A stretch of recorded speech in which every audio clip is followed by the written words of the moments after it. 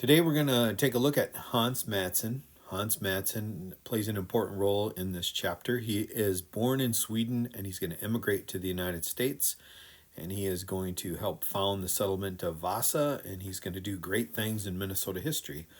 So let's start out with a Swedish adventure. And if I can grab my little clicker thing, I want to circle this town right here, Kristianstad, Sweden. So that's where he was born. And Hans lived on a small farm with his family. He was born in 1832. At a young age, he entered the Swedish military, and he was a cadet, and he served in the artillery, but he kind of found that military life wasn't for him. So at age 17, he came back to Kristianstad, and he tried to persuade his father that, hey, I am ready to go out and see the world. And surprisingly, his parents said yes. And so at the tender age of 17, he's going to immigrate to the United States. I do want to point out two things because they're going to pop up later. When we look at our map of Minnesota and Wisconsin, we're going to see a town named Lund. And if my map was better, up here is the Swedish capital called Stockholm, and that's going to pop up on one of our maps as well. 1851 is the year Hans leaves Kristianstad, Sweden, and he is going to arrive in the east.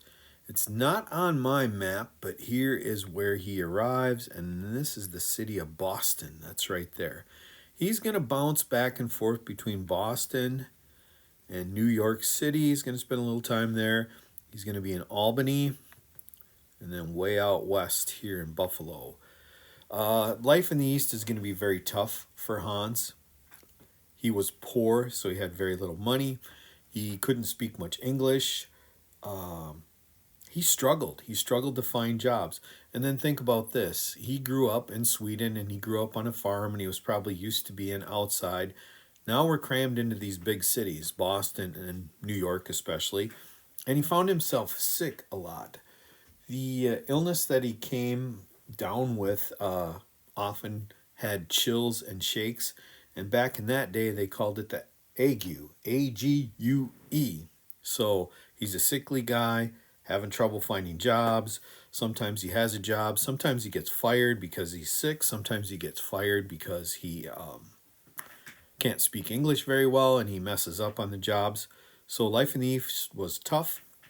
And the last thing that I wanted to point out there with this life in the East is that Hans himself in his biography kind of says, I was like a tramp or a beggar. Sometimes he was reduced to banging on the back doors of restaurants and asking the cooks for food.